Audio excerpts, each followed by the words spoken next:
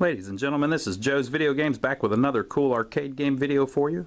You can see all of our arcade games that we have for sale right now on our website. Just go to lionsarcade.com. This is a pretty strange one today.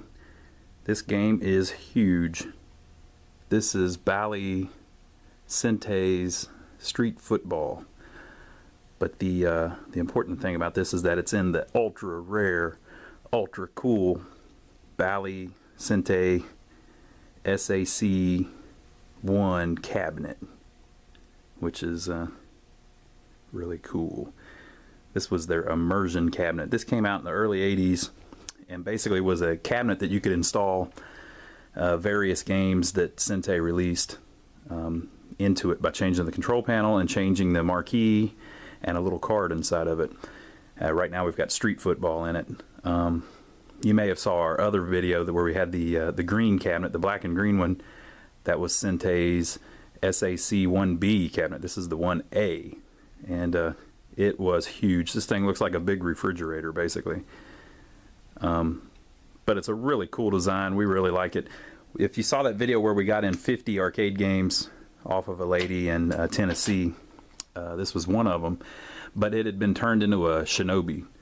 So we've been working on it a lot and finding the old parts. We actually had a wiring harness that we could put back in it, the original stuff, and we got it back how it was supposed to be, kind of. I mean, it's not perfect, but it is back playing the correct games again. So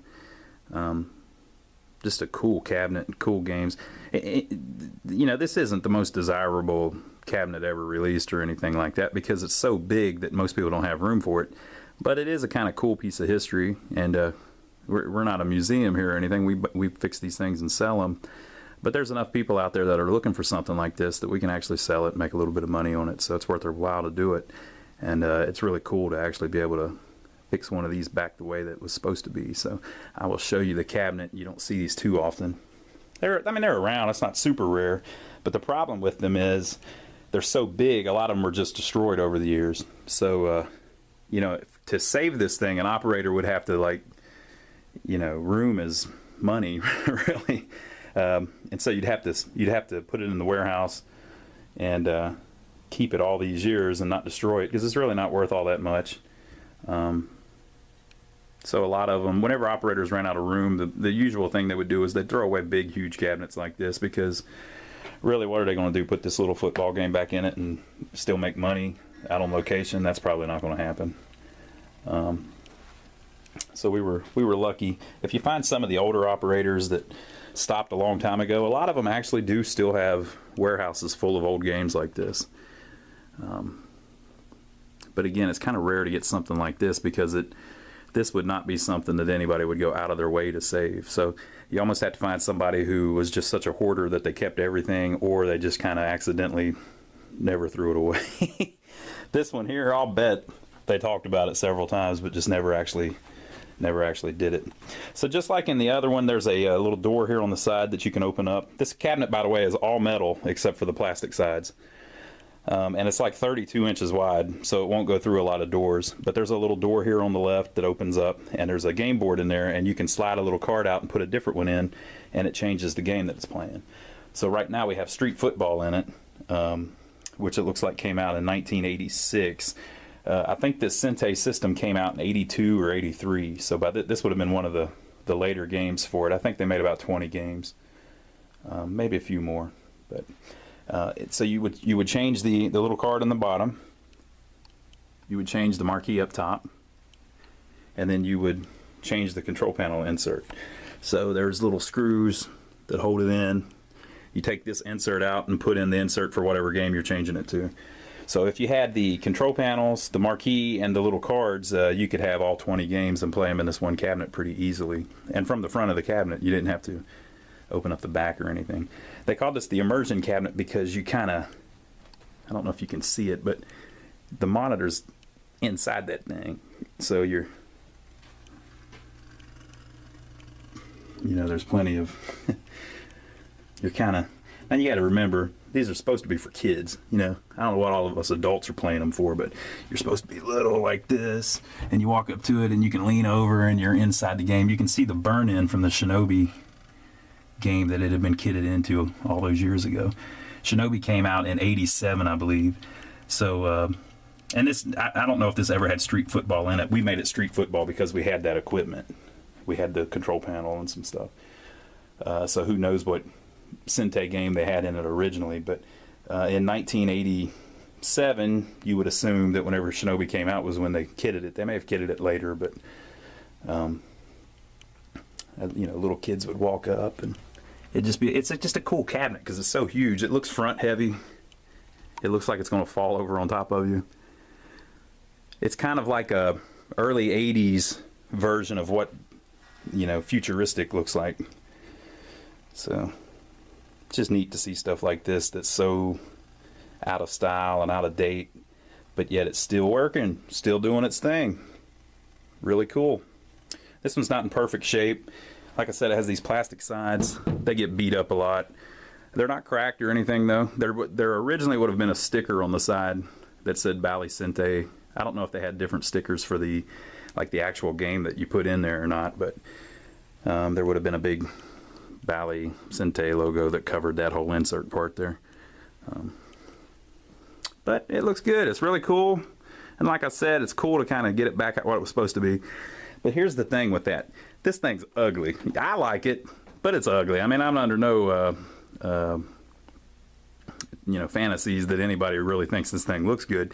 So if we left it kitted into another game, nobody would buy it because, like, who wants to buy a Shinobi in this big, huge cabinet? The only reason you want to buy this big, huge cabinet is because you want a Bally Sente SAC cabinet.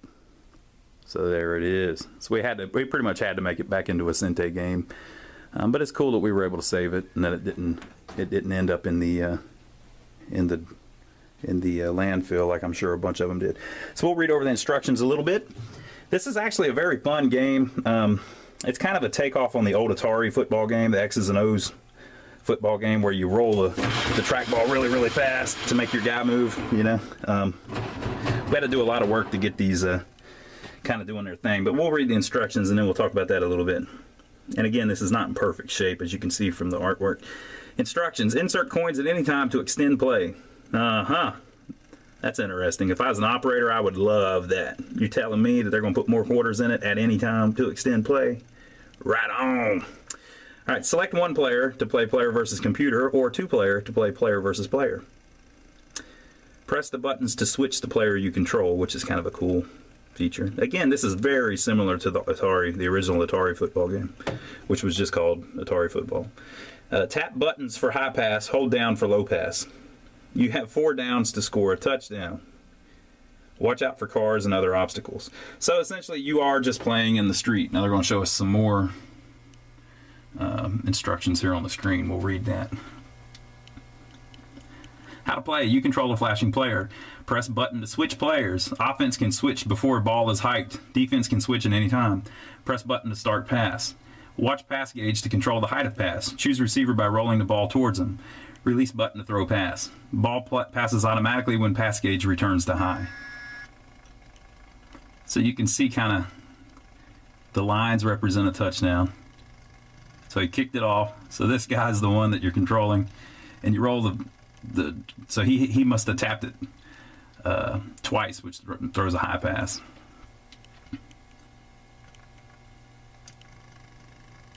So now he's kicking off this guy. He's going back. There's a manhole. Oh, watch out. Oh, no. There's a little dog in the street. There's a kid on a bike in the street. So this guy throws it to his guy, and the guy caught it pretty good.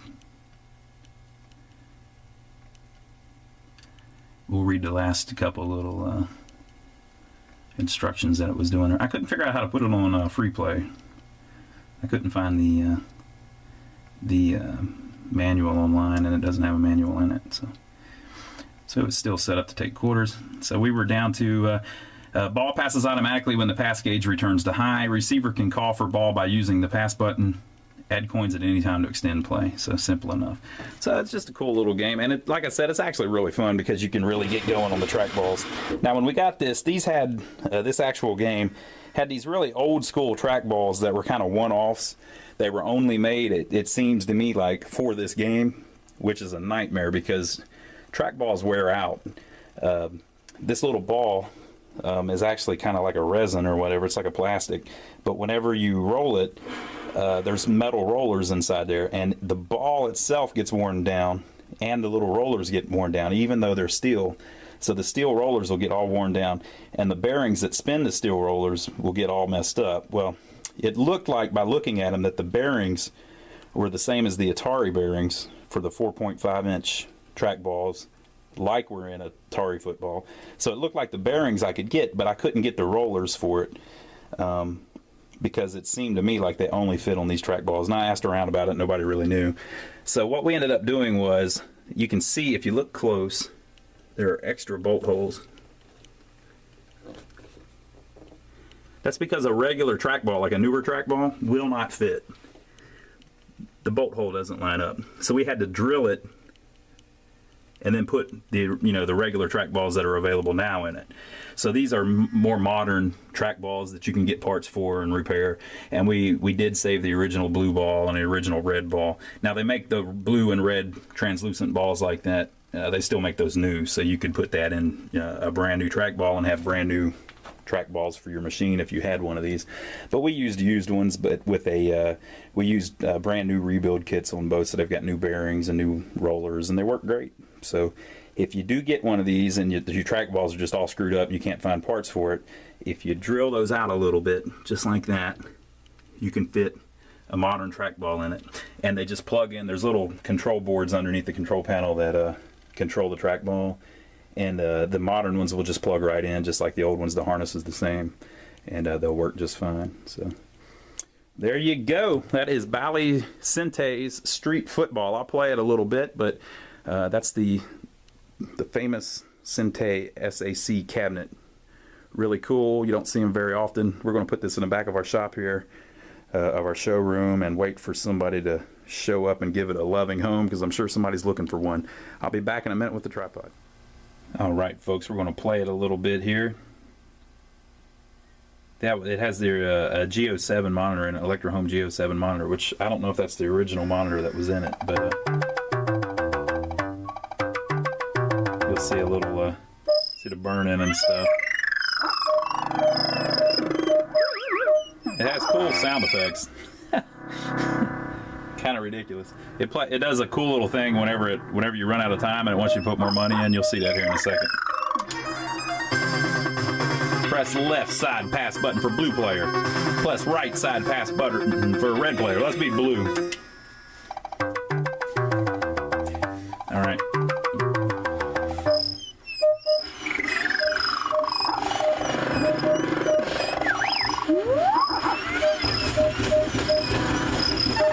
Oh man, I should have tried to tackle the quarterback. We'll beat him. Let's rush him.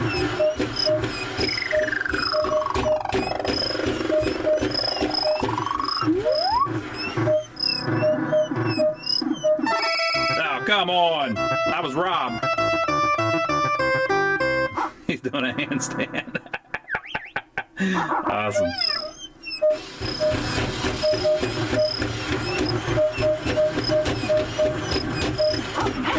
Going all the way, folks.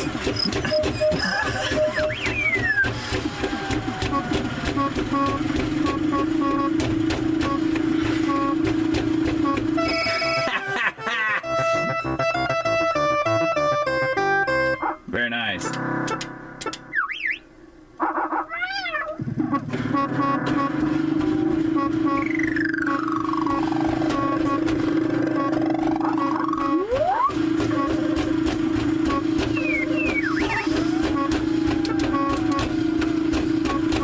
The way you tackle them is you just run into them. Ah, I couldn't quite get them. All right, so see, I've only got 22 seconds left. Watch what it does whenever it wants you to put more money in. Are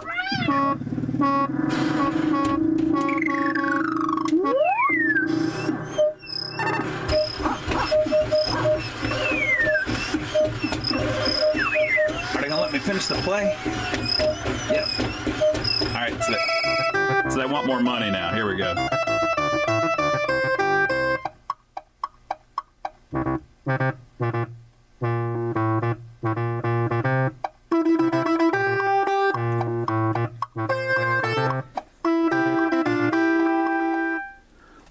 folks, so there you go. That's what it looks like in the dark. Now, by the time you see this video, we may not have this game anymore.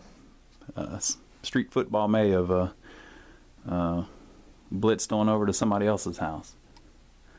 But we'll have something that you're interested in, I'm sure. Look at our website, lionsarcade.com, no matter when you see this video, and it'll have all of the games that we have available right now on it. Or you can stop by and see us. We're in downtown Rock Hill, South Carolina, which is about 15 minutes south of Charlotte, North Carolina.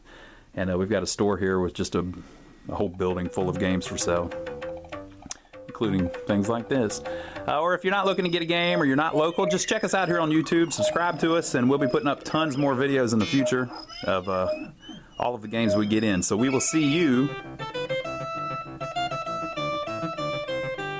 next video.